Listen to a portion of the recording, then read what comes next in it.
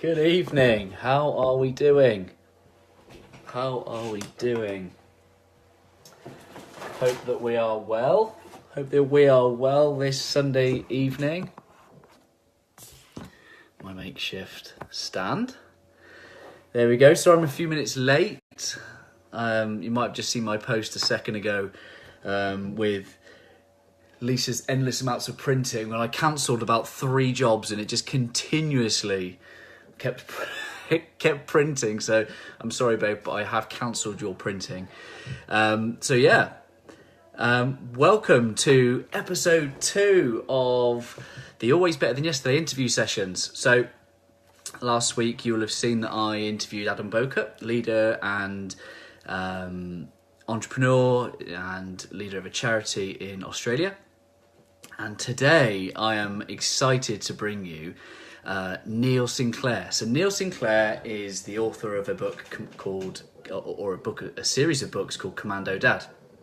And I won't say too much because I'll let him talk about that. But I am super excited to be sharing him and his story with you. And the main reason I'm doing all of this is about sharing. I'm curious, I'm nosy, I like human beings, and I like to know more about what makes people tick, and I like to know about what inspires people. So I thought, rather than me just asking those questions in private, why don't I do that in public and allow you all to benefit from the answers? So that's what I'm doing. Episode 2, learning as I'm going.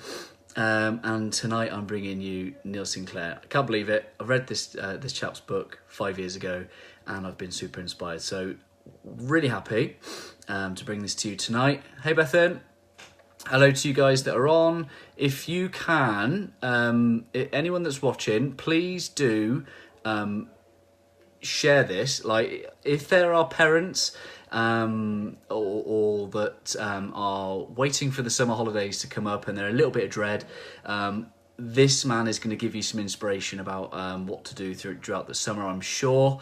So yeah, just share this. All my wise sisters, share this with your husbands.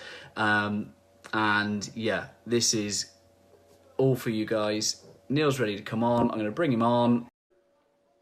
Here we go.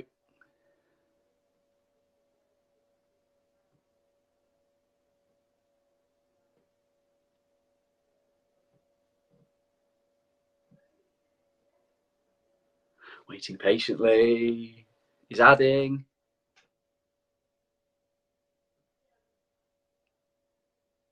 What's happening? But if you're here and you're watching, drop me a comment. Let me know you're watching. Suspense indeed. There he is. Hey! Sorry about that. Good evening. How are you? I'm well. I'm better now that I'm actually on the screen with you, mate. So happy. Amazing. Good. In a Commando Dad attire, I see. Absolutely, got to represent, mate. You know what I mean. Take every opportunity to spread the word. Absolutely. Well, it is my pleasure to have you on tonight, Neil. It's my pleasure to join you, mate. Absolutely, yeah. I'm really Thank you. the next 45 minutes or so, having a really good chat. Amazing. So, would you please do the honour of introducing yourself and just explaining a little bit about your story and your history with the guys that are watching? Yeah, fantastic. Well, my name's Neil Sinclair, and I'm the author of the Commando Dad book of series of books. So it was basic training followed by raw recruits, and then that one there, that's my most recent one, which is Mission Adventure, which is about getting out and about with your children, not just sending them out there on their own, but actually going out and being with them and making memories together. Because I think that's a really, really important thing for for us as Commando dads and Commando parents to make the memories. Absolutely. So my background is I'm an ex-commando. I sometimes get asked, with the book called Commando Dad, was I commando? And my answer is, I'm neither brave enough nor stupid enough to call a book Commando Dad if I hadn't actually served as a commando. I don't think I would have lasted very long. I served 6 years in the Royal Engineers with their 5-9 Independent Commando Squadron. Did some operational tours. Did a few exciting things, and then left the army, went to university, studied to be a PE teacher.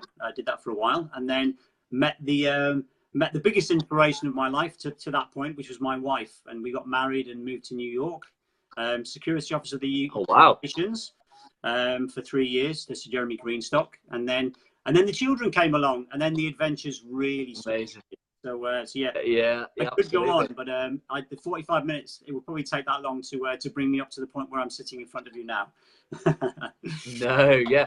And honestly, I could ask you 1,000,001 questions, but I shall try and keep focused too. And I guess, what is it then that really inspired you to embark on the Commando Dad series? Well, I think the honest answer is fear and ignorance, because when I actually I did a lot of studying with regard to pregnancy and childbirth. So I could have actually done my first baby. I probably could have delivered him myself. And then me and my wife took the baby home. He was about 48 hours into his journey. And we stood at the door, and I looked at my wife and went, "What do we do now?" And she looked over at me and said, "I have no idea." And the stalk of knowledge that you expect to visit you kind of must have bypassed us. Absolutely. We lived in the States, and we were on our own. And we didn't really have any friends who had children at that point. So we really were just going from moment to moment, trying to work out what to do with this screamer. We had a screamer for yeah. And my firstborn was a screamer. Yeah, and it was a really challenging time. And I went out and looked for some sort of like help within a book, like some sort of book, and I couldn't find anything. And at that point, I think the kernel was like the mustard seed was sown then about at some point I've got to make a basic training manual for this, because this is really, really, really tough. And that was the inspiration. Not really having any information once the baby was around, and that's where the kernel of an idea came from, really, for the Commando Dad series. That's amazing. So let's take it from there's inspiration. You're kind of busy, and you've got newborn child to contend with. What actually motivated did you turn that idea into reality?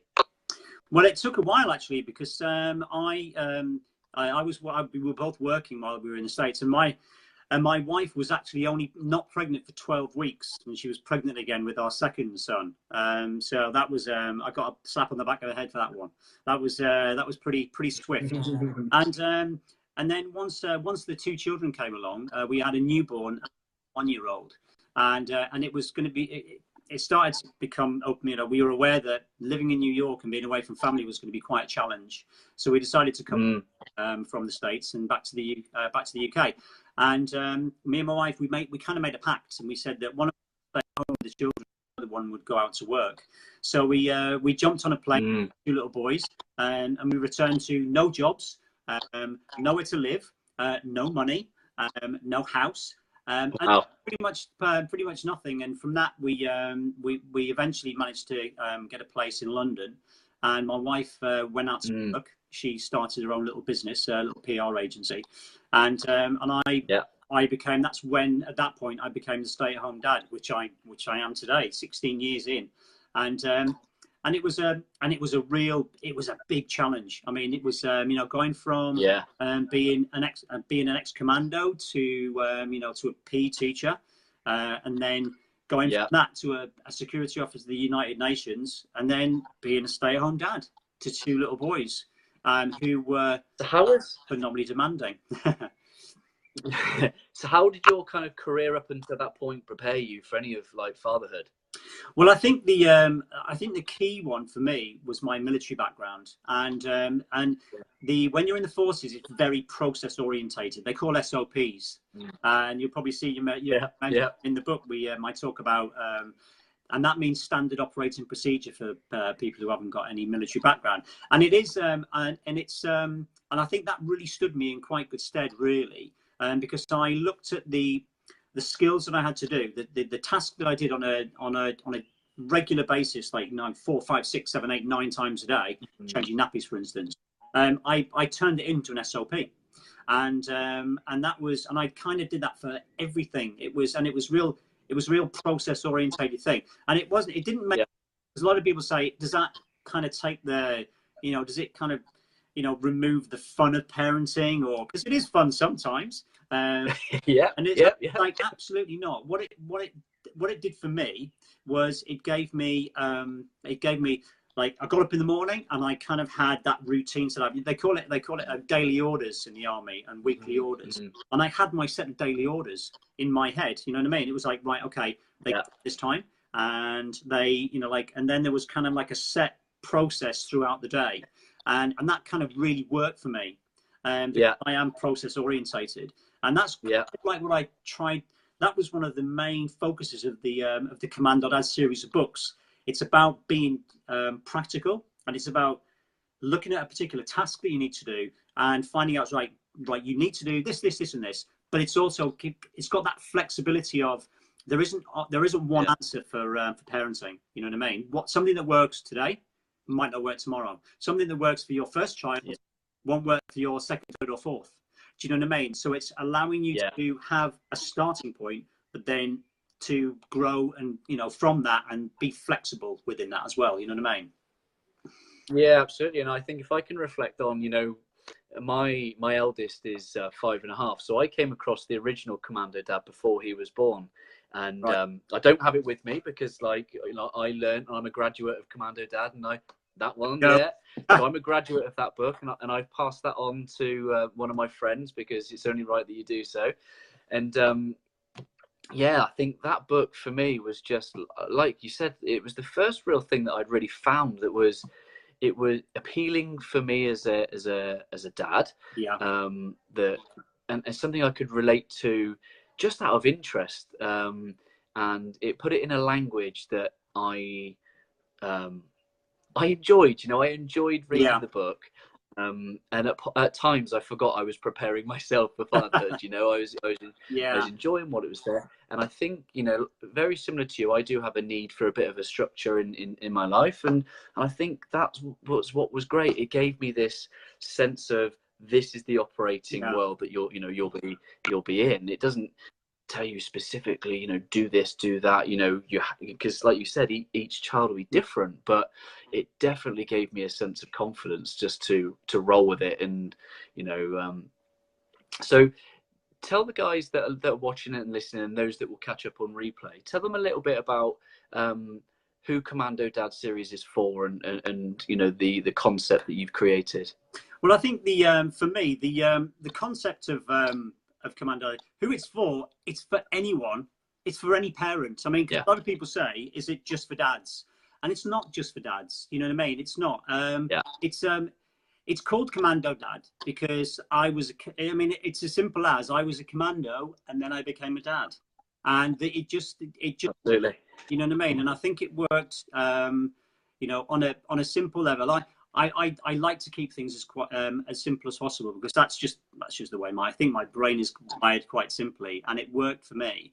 But it's not, and that's not to dumb it down, but I think because it is try to make it accessible to anyone.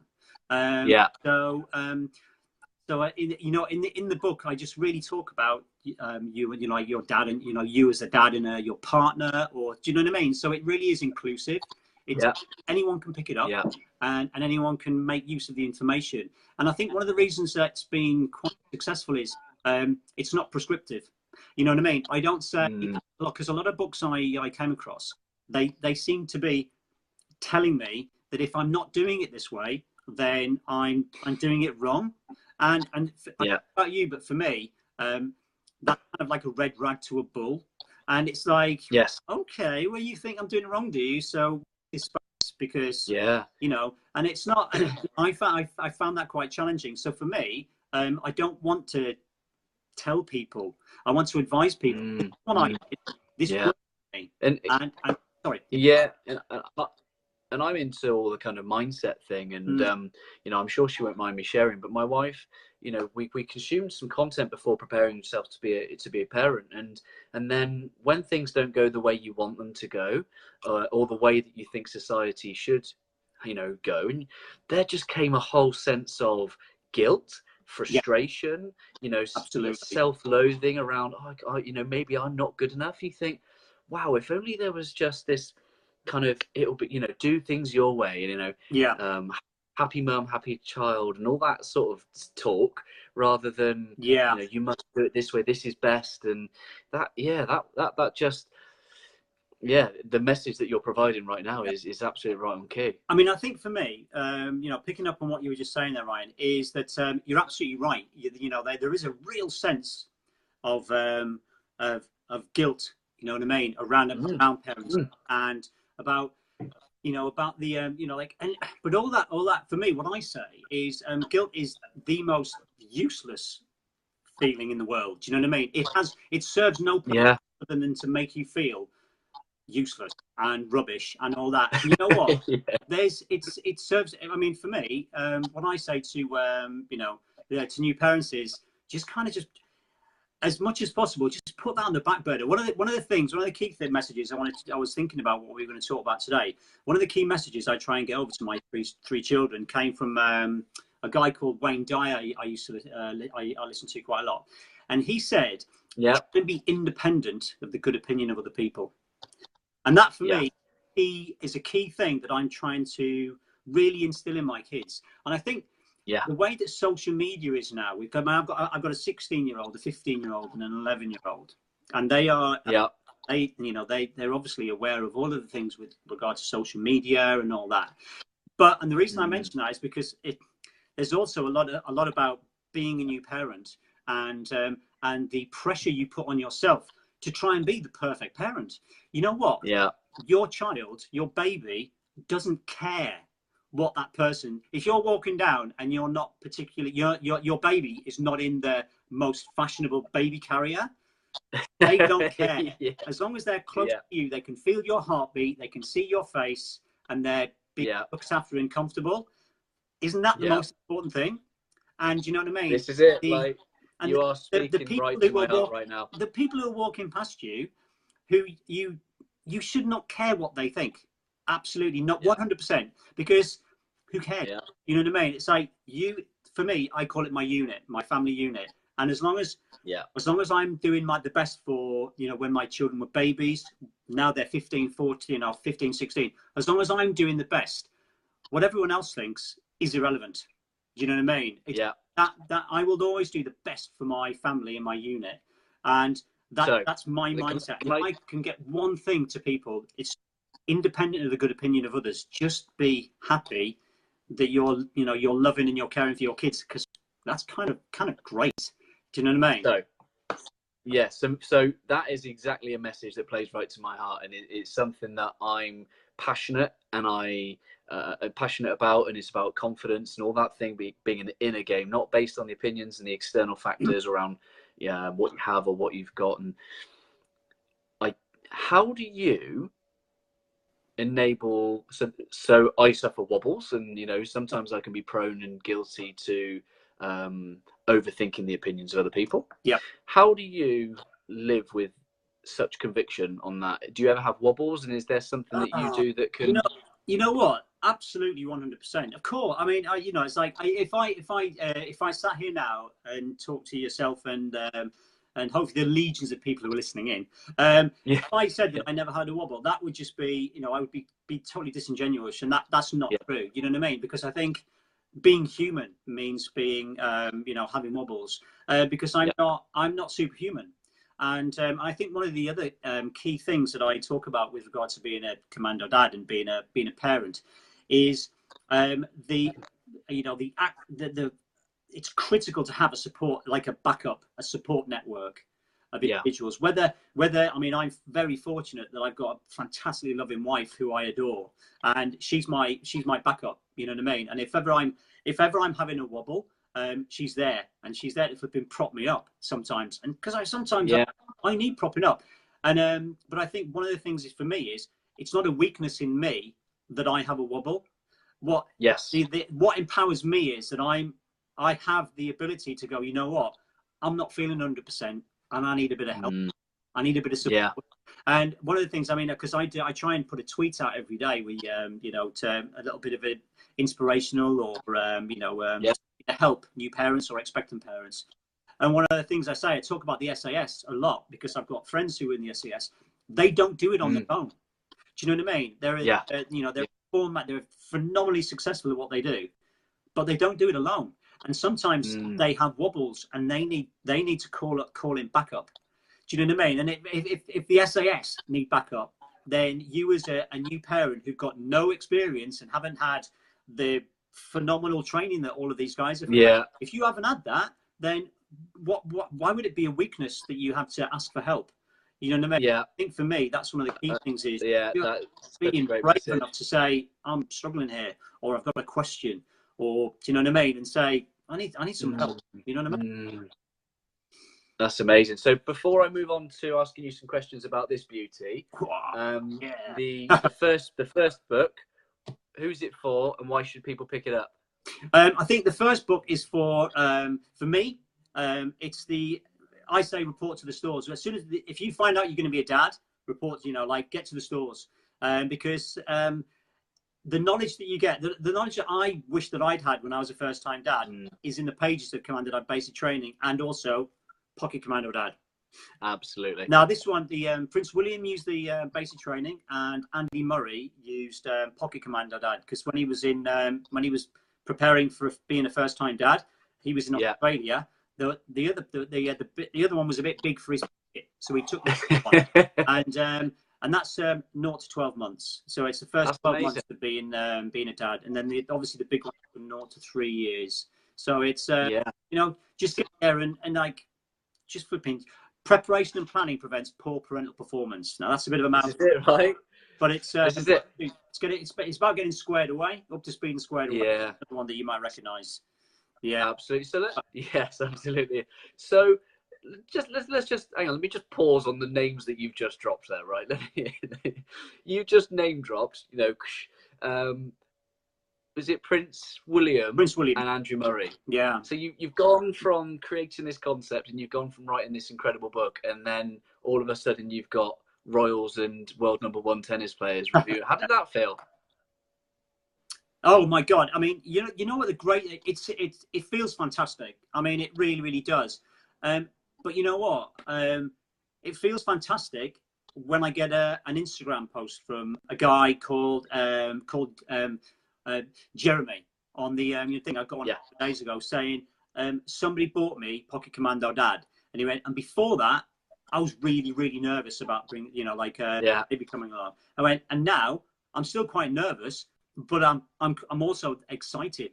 You know what I mean? And it's because I've been reading this book, and it's like, and for me, yes, it was fantastic finding out that Andy Murray and Benedict Cumberbatch as well. That's another name. But so guys have used my book. But I get the same sense of pride when I get a message from anybody who's going to be a new dad or an expectant dad, or someone is saying that they were genuinely scared and apprehensive, but now they're excited. Yeah. Well, apprehensive, but excited as well, because of the information that I put in the book. That's brilliant, and that's really, and it always just feels fantastic. And you know what I mean. And I'm hoping that the next one I want in my ranks is Prince Harry. So I'm going to be working. Yeah. Now. So if he wants to join, absolutely, that would be brilliant. maybe William's got a hand-me-down book that he can give him. Yeah, maybe so. Well thumbed, I hope, as well. Absolutely. So let's talk a little bit about this one. Now, this one has been absolute godsend. Who's this one aimed at? You know what? For me, Mission Adventure was. It was just.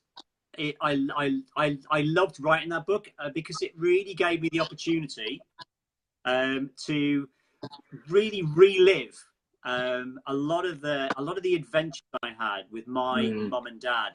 I've got 3 brothers. I'm a twin, and the adventures that we had. It was a real wander down memory lane, writing that. Yeah, because we didn't have any money. We were skint, man. You know what I mean? Yeah. But what we had in what we lacked in money, we made up for in imagination, and you know what I mean, and improvisation, and just going on.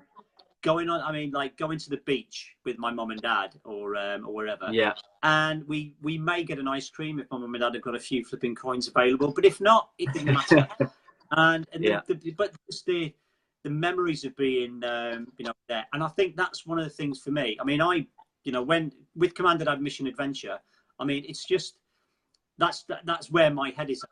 all the time. I mean, Yeah. kids have been growing up. It's like, right, kids, come on, let's, it's not like it's raining outside, it's snowing, it doesn't matter. Let's just go out and make some memories. And sometimes they didn't want to go, and then like, you're going, come on. We've got your little brother John watching. Jonathan, what's up? What, Jonathan? What's that? My brother? He's on. He's watching. Where? Nice to see you, brother. I know. I put it on. I shared it with my my friends. So it's. I better not tell any stories about him then if he's on. No. No, but he was.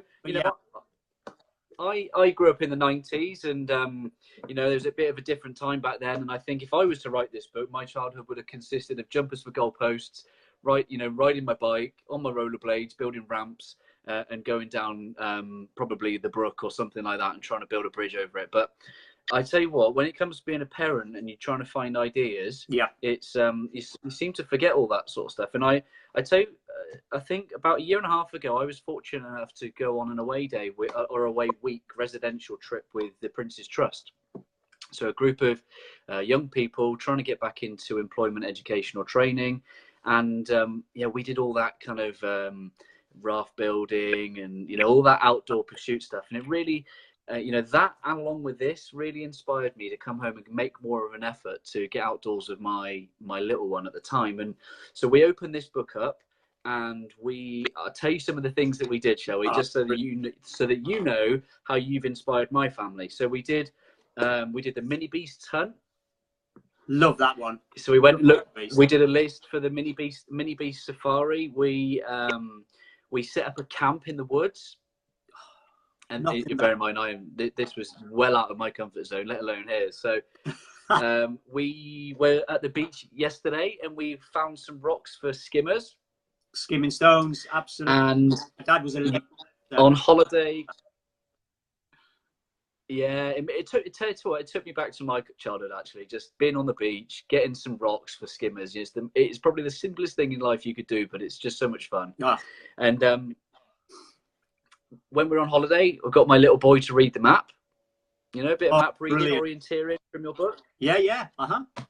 Yeah. But the last one, I do have a bone to pick with you. Yeah, you do. Then.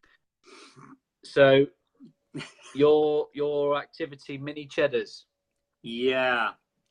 Mini Cheddars. So for those of you that aren't in possession of this book yet, because you are inspired to go get that, there is a game within it called Mini Cheddars, which if you spot a yellow mini, everyone in the car shouts Mini Cheddars. Now, that's all well and good.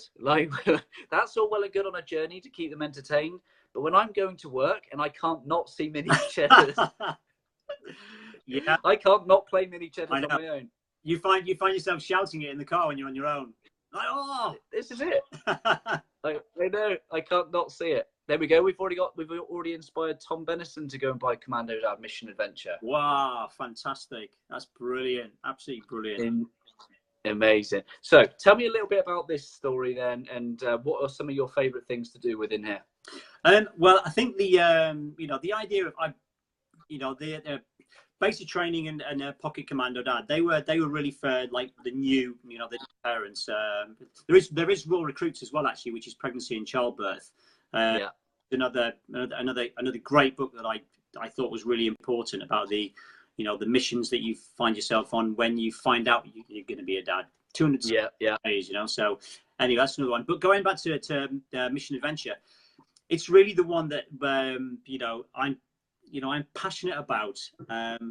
Getting kids out in nature. There's a lot of research that's been done. I mean, I've wanted to write this book for such a long time. It's been a good few years that I've wanted to. But it's like anything; it needs. It's you talk about your mindset and stuff, and I'm a real believer that things happen when they're ready. You know what I mean? When everything, kind of the ducks kind of line themselves up, and I think the ducks kind of had to line themselves up to enable me to write this book at this and release it at the right time. And the reason I mention that is because there was I think there was a show last week. I don't know whether you watched it. So what I guess Chris Van Tullochen. He's doing quite a few shows at the moment on BBC, and it's about the number of young people that are on antidepressants. And Wow. Okay. there's a lot. There's about 50,000 children Wow. on antidepressants. And the reason I mention that is because he wants to get these kids off these antidepressants, and one of the methods that they use, especially in the States, it's called wilderness therapy, and basically it's getting the kids in the woods, and getting the kids in the woods, making and making and you know what I mean, and making dens, putting a swing up, and all of those things. Basically, all of the things that I've got in my book, you know, that I've been. And the reason I mention that is because I feel the happiest when I'm out and in nature. And why would you not? Because you look around you and you've got, you know, what's to distract you? You've got beautiful trees. You've got the sound of the bird. You've got the leaves crunching under your feet. You've got, you know, and I think as well, also, when the people that you're with, it gives you an opportunity to really connect. You know what I mean? If you're walking and you're walking in direction, that's a really important thing. You know what I mean? You're walking, you can somebody can be standing by your shoulder, and you can be walking through the woods to do whatever, make a den or whatever. And that's a really, and that's the thing. I think with kind of like modern day, you know, and so much can pass you by, you know, phones and thinking about what to do next, and you know, and both my wife and I are trying to look at managing businesses through, you know, social media and the use of phones, and you know, and life can pass you by, you know, right behind that phone if you don't stop and realize. And you know, I think for me, I think you're absolutely right. I think there is a place for these things. Do you know what I mean? They are really, they're really important. I mean, if I could, I was talking to my wife today. We went out for a run together. A bit hot actually, but we went out for a run together, and I was saying to her, if I could live without a phone, I would love to. But having two teenage boys, for me, it's a method of comfort for me and my wife to know that when they're out with their friends, if they need, they can get in touch with us, or if they need to call for help, they can call for help. So they are, you know, they have their place. They have their place, and they have them, and they can be really, you know, they can be fantastic. I mean, a lot of the, I think it's a National Trust, I think, has this one where you can, you know, the QR codes. You can go on you can go on a woodland walk, and at each different stand, you can scan the QR code, and then like a sprite on your phone will come up, and it will explain something about the woods and where you are. And then say, right, the next place you need to go to is here. So they really, really can be a fantastic tool, but you've got to be mindful of. I mean, today, for instance, and I was just driving to so and so, and I was driving past the park, and I saw these kids. There was one child behind and one child in front on their bikes, and the dad was in the middle on his phone. You know, and I'm saying that maybe he was doing something important. But for me, one of the key things for Commando Dad is the most engaging thing that you have at your disposal is your undivided attention. Yeah, absolutely. If you can put that phone away and put it in airplane mode, so you're not going to get any notifications or this, that, and the other, and then just really devote whatever time you've got. Maybe you don't live with your kids. Maybe you only see them on a few hours a week. Maybe you're fortunate like me, and I can see my children every day. But even with my children, I try and carve out some like time with them, whether they like it or not. Time with them, where it's not being interrupted by updating my status on social media, and that's important. I think if you do it when they're young, then and you continue to put that into your parenting. For me, anyway, this is what they're more likely to come to you with an issue or a problem, because the lines of communication have always been left open. And that's so one question, talk to you about something, but they might. And it's all. One question I've got is about. So you are absolutely all about getting outdoors and disconnecting, but when your kids go to school and all their friends have got this technology and they want to do these things. And how do you how do you keep inspiring your children to get outside and not be consumed by, you know, technology and consoles and phones? How do you balance that? How do you keep that inspiration going for them?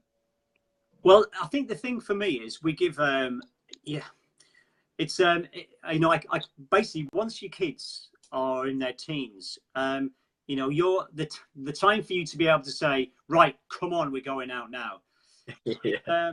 It's kind of, it's kind of at an end, because the thing is, if you, you know, it's, if you kind of dictate that they're going to come with you on a walk, Yeah. they won't enjoy it. And you know what? The thing is, a teenager doesn't need to do or say anything, and they can suck the joy out of any experience that you're trying to make. As you know, this is going to be like Walt Disney. Their birds are going to be alighting on our finger. Makes no difference. If they don't want to experience that, they won't. Yeah. And they'll also make sure that you don't either. And so that's so. But for me, what I do is, I'm very, very lucky. I've got my 11-year-old daughter is she's still so physically active. It's fantastic. I mean, me and her last week went to Go Ape at Cannock, and we were amazing. Oh my goodness, like 3 hours on this high rope course with the longest zip lines that I've ever seen. They were amazing. Amazing. And I said to my boys, I went, guys, you're more than welcome to come along. Absolutely. And so I think what the point I'm trying to make is, I offer them the opportunity to come. And absolutely, I'd love you to come. You know what I mean? It would be fantastic, be amazing. I went, but if you're not going to enjoy it, I'm not going to make you come. You know what I mean? So I think, I think it's always, for me, it's giving them the opportunity. It's saying to them, guys, you can come. You can come. I would love. And you know what? Sometimes they actually go, yeah, actually, that sounds really cool. And they come along. And because you've given them the choice and they've made the decision themselves, then that makes for some really great memories, you know, for me anyway. That's great advice. That's great advice. To give them the option, and don't force a teenager to come along and have some fun. It won't happen. Yeah. So what is next for you then? Is there anything lined up? Is there an idea that you're working on in the background for Commando Dad? Well, I think the big thing for me, what I you know, on the working on the mission adventure side of things is because I'm actually a qualified teacher. I'm actually a qualified PE teacher, which I love to do. I love spending time with children. You know, childminder for 3 years, looking after. Why do you think that is? Say again, sorry. Why do you think that is? What's that? Why I like spending time with kids? Because it gives you permission to plug into how much fun it is being a kid. Amazing. That's why I like it. And on the back of that, I'm actually over the summer, I'm going to train as a forest school practitioner, level 2 forest school practitioner. And so that's something that I'm really, really passionate about moving forward. Yeah. Because I think one thing that I pick up on over the years I've been a parent and being a teacher is, I think we have issues with self-esteem. I think children are having a big problem with self-esteem, to the point where my publisher, who does my Commando Dad books, came out with 2 new books over the past few weeks. And in some ways it's great, but in other ways it really quite upset me, because they're books for children between 7 and 11, and it's how to deal with stress and anxiety. Wow. Yeah. And for me, those the 2 things should not ever be in the same sentence. Being 7, between being 7 and 11, and anxiety should be 2 things that are absolutely, they're so poles apart, they shouldn't even be in the same sentence. And absolutely, it's really, really sad to see that they that someone thought I've come across so many young people who need something to help them deal with stress and anxiety, and they said that's for me is just such a shame. Prevention is cure, right? Prevention is better than cure. Absolutely. So me, forest school, getting those kids when they're young, and then working on Yeah. self-esteem and saying, you know what, and being, you know, being comfortable with who they are, and it goes back to the point of independent of the good opinion of others. You know what I mean? It's like, if you can get that into a child's head when they're young, they can grow up and they can flourish and go, you know what, I don't need a book about stress and anxiety because I'm good enough. I'm happy with who I am. And as I move forward on my journey and on my path, I'm always going to be happy with who I am. And if I don't love that, I don't need anything from anyone else. It's in here, and I'm happy with that. And that's the message I want to give. I love it. That's such a great message. So I've got a couple more questions for you, and then I'll let you be on your merry way because I'm very, very grateful for your time. It's talk all night, mate. My pleasure.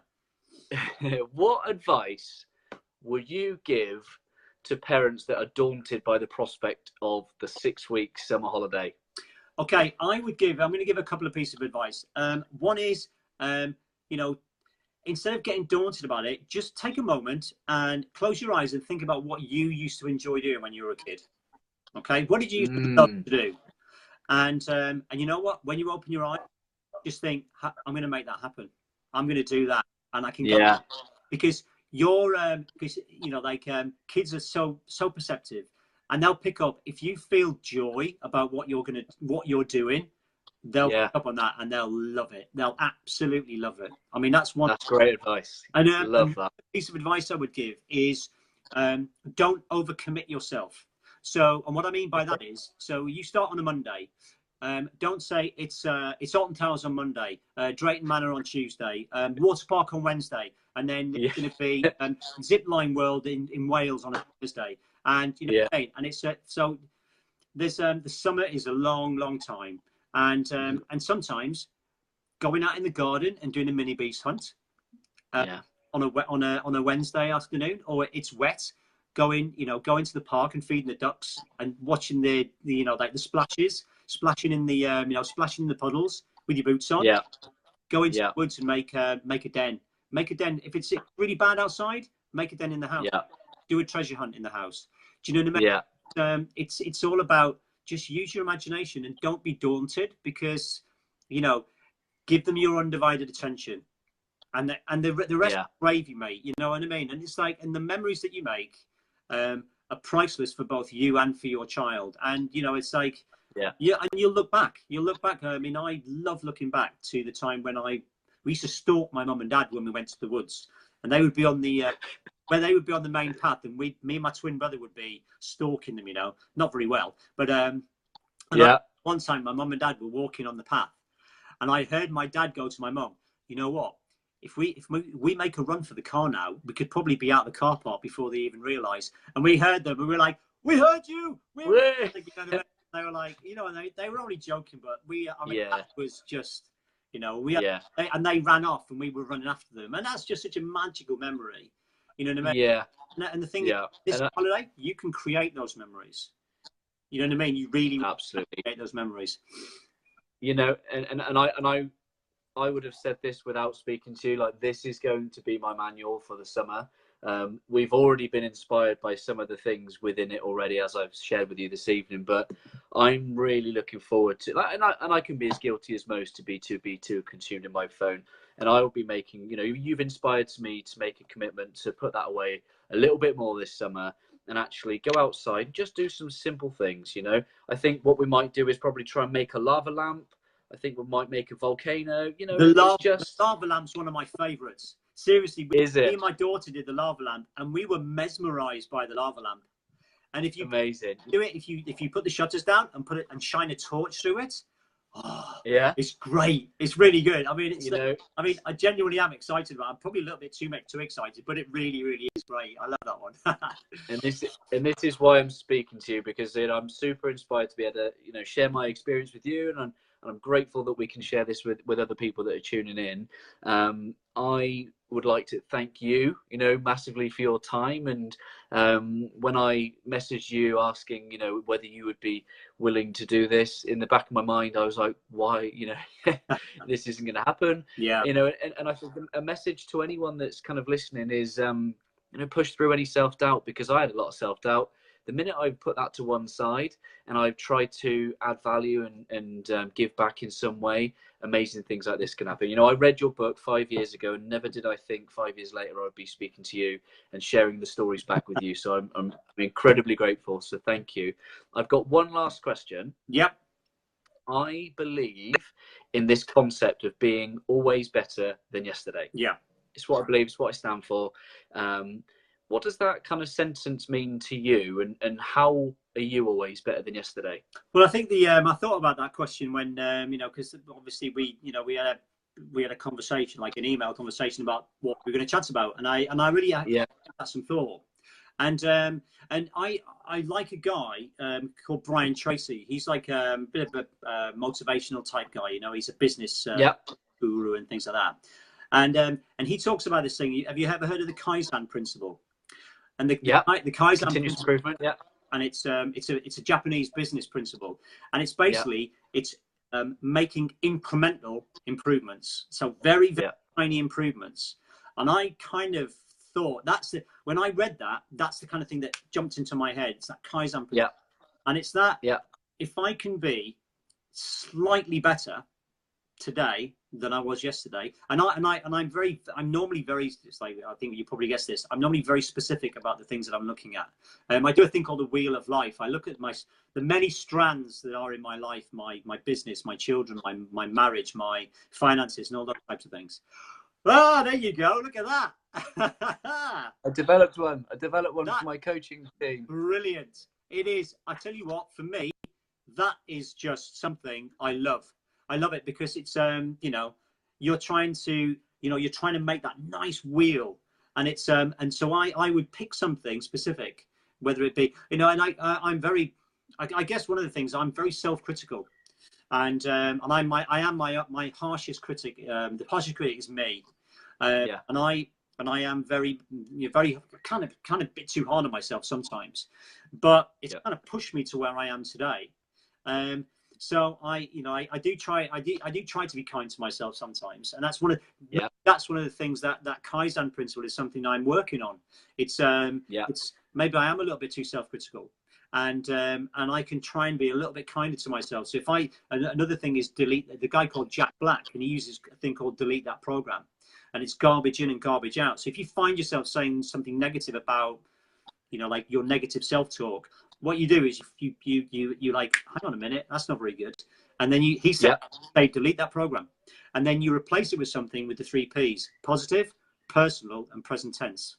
And that's what I try and do. And I try and use that as a, incrementally trying to improve myself. So if I can be better today than I was yesterday by using those little things, you know what I mean? It's like, catch myself. I'm not being very kind to myself. Delete that program. Positive, personal, present tense.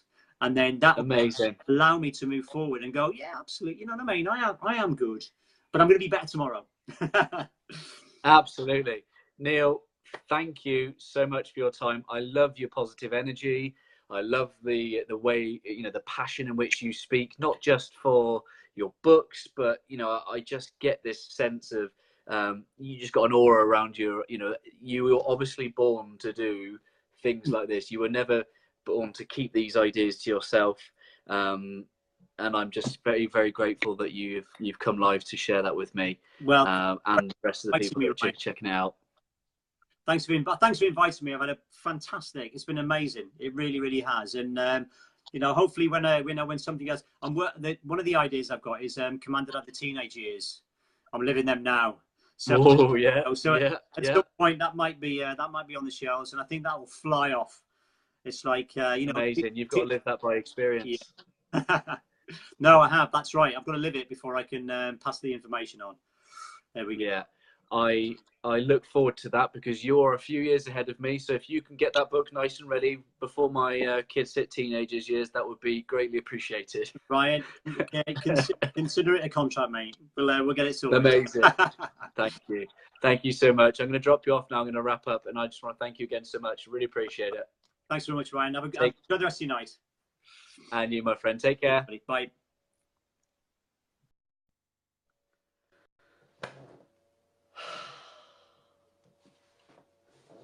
Wow. What a man. Cool, that was amazing. Do you know what? I am having so much fun doing these interview sessions. That's only the second one, and yeah, they are just so much fun. For those of you that have joined and have checked them out, I hope that you've felt some inspiration and that there's something within that you can take away and implement within your own sort of life, parenthood. I'm certainly, I can't talk about this book enough. It has been an inspiration. Corey naturally wants to get out and do the outdoorsy stuff.